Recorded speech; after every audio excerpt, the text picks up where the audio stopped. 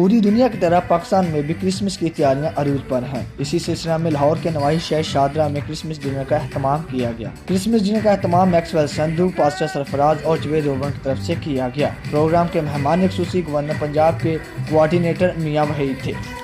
लोग हैं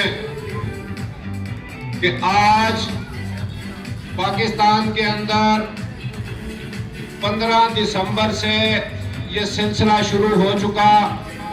हर रोज कहीं ना कहीं हम ये तकरीब मना रहे हैं, ये खुशी का त्यौहार मना रहे हैं।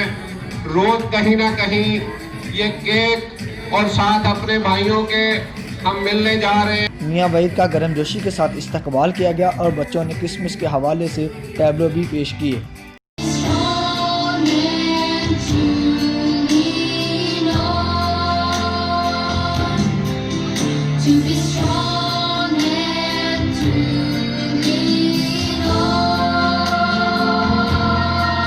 प्रोग्राम के एहतमाम पर क्रिसमस केक काटा गया और मुल्की सलामती के लिए दुआ मांगी गई।